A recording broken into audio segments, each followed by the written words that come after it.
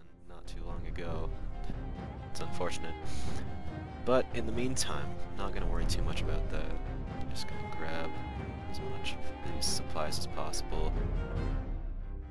Plenty of wood planks, which is good, a saw, which is pretty good, and still loads of crates to check, except carrying a really heavy load, which is slowing me down quite a bit. I could drop some stuff and go faster, but I'm not going to worry about it. I just want to get this stuff back in my house. Leveling is another new thing that's been introduced in the game. With, basically there are skills that you get experience for, and when one levels up, you'll have the opportunity, well, when you collect enough experience in any given skill, when you sleep, you'll have the opportunity to improve that skill overall, and one of them, which this should help me work towards, is hauling, which allows you to carry more and carry it without being slowed down so much, and that's certainly a very useful skill given all the supplies that are needed to really thrive in this game. Fed bonus has worn off since I haven't eaten in a little bit. Still quite a heavy load. And almost there. Okay. Heaviest thing, wood planks. And gas cans. So back to the old grind, inventory management. Once again. If necessary, I'll speed this up, but there's still some stuff that can be talked about. Canned food is pretty darn useful because it's not perishable and won't go bad. Considering that eating is certainly a necessity, it can be very beneficial to have lots of canned food, and I really can't stress that enough. If you want to play this game, that don't eat the canned stuff first. Because even if you put the perishable stuff like in the fridge, it'll still go bad after a while.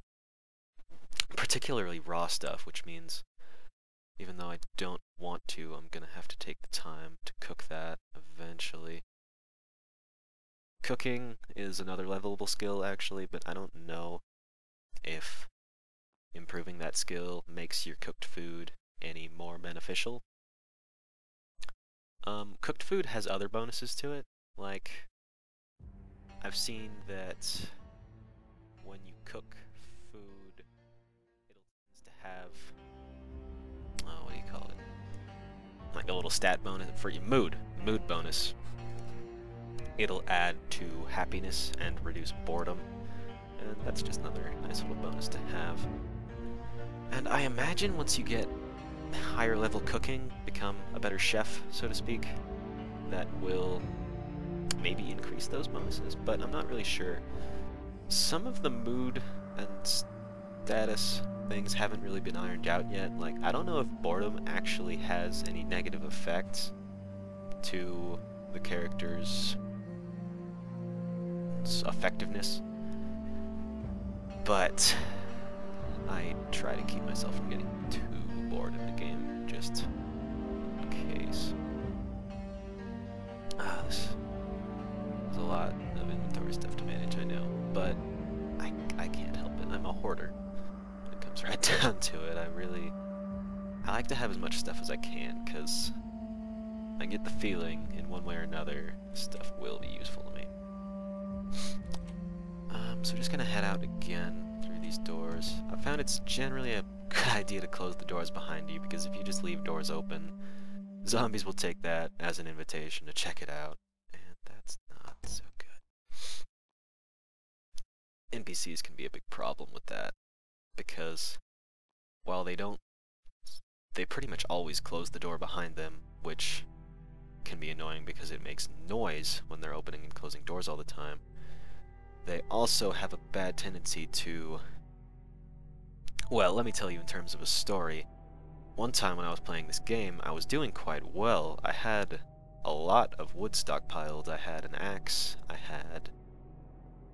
I was ready to start building my safe house. I just went to bed. I was going to do it the next day, and when I woke up, I noticed that furniture in that main room over there, because I was using the same sort of safe house, was moving around.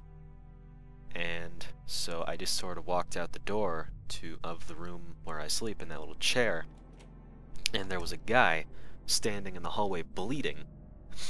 And I was pretty confused about that, but I went ahead and looked out in the sort of main dining area, and not to exaggerate too much, there were probably at least 100 zombies in there, and that would be my undoing. So anymore, I have a really difficult time trusting NPCs in this game, because I'm pretty terrified they're just going to cause me problems in the end. But hopefully Paul and Antonio here won't mess me up like that.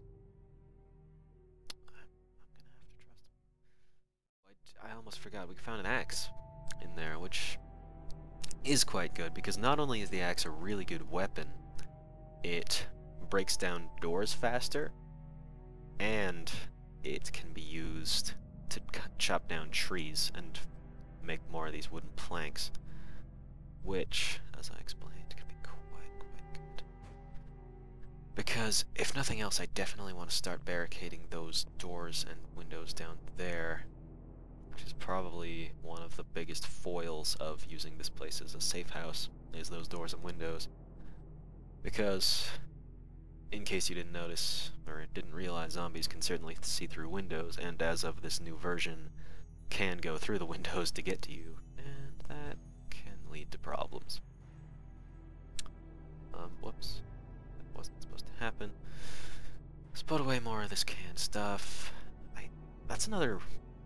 Well, it's one of the reasons I really like this as a safe house, is that enormous storage house right next door, because at this point I have quite a lot of spare food, and you can never really have too much food in this game,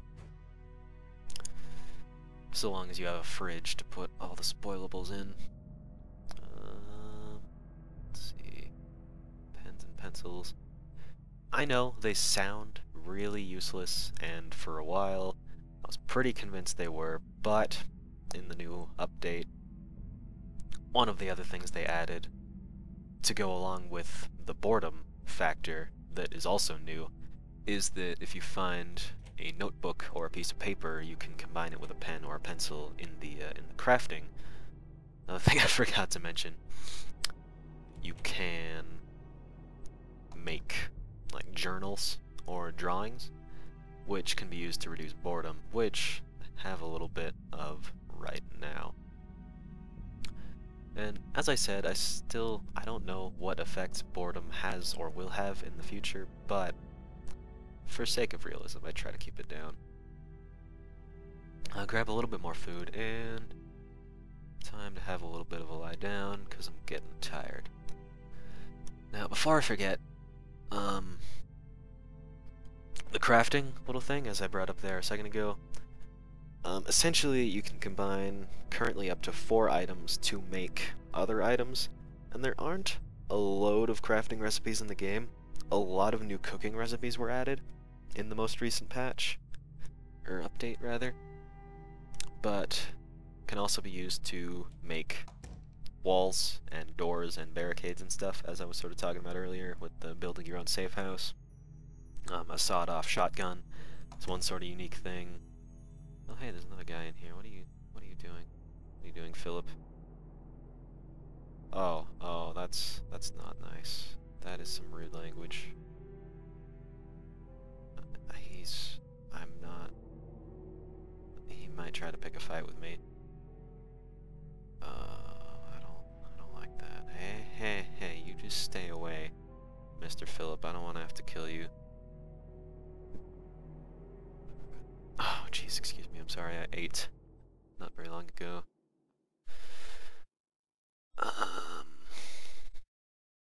So just gonna grab the remainder of the stuff in this warehouse. And once that's done, inventory management should become a little bit less grueling. Oh, can't leave this stuff behind. another new Moodle thing with that came with the NPCs, which were also new to this update. As I said, a lot of new stuff in this update. You can sort of get irritated, and I don't know if that's going to have further implications in future updates, but currently it just sort of means you can't respond in a positive way. Well, once you get irritated enough, you can't approach NPCs in a positive way, which impacts how successful you'll be in sort of gathering them to assist you. I'm not sure how exactly, but I know it does. One more heavy load, almost back. It's my good friends, Paul and Antonio, who haven't let me down yet. They haven't attracted zombies yet. I have to admit, I didn't expect to see Antonio again. I thought he'd just run off. But I guess I can trust him for now. So, just slowly making my way. Moderate exhaustion because I'm trying desperately to move faster. This is taking an awfully long time. Couple more saws. Some more gas and some more nails. Where'd they go? There. And so, off to a fairly decent start, I think. Before I get too far ahead of myself, I don't really have a way to split this episode into parts. Well, to end it properly at the end of each part, so if it hasn't happened already, the ends might end up being a little bit abrupt, because one thing about this game that some people are a bit irritated by and has been a problem for a while, hopefully won't be a problem for too much longer, is that there's no way to save. This game, it's one run. If you quit, there's not really a properly functioning way to go back to it. They've sort of started laying the groundwork for it, but it doesn't work yet. I've tried to use it. Before you say I'm lying, because it does ask you if you want to load the saved world. Yes, I've tried that, but it hasn't really worked for me properly. It loaded the world sort of half broken, and I couldn't access my old character, and all my statistics were reset, and I'm not gonna bother with it. So I have to play this all in one day, beginning to end. So you're gonna witness all of it, because I don't intend to edit anything else out, and not gonna play any off of FRAPS. So anyway, I'm not sure what I'm trying to say there exactly, but I think it's time. Don't have to worry about this room anymore, but I want to check up in the storefront to see if I can't find any weapons, because it is going to be important to find a somewhat more effective weapon than a kitchen knife.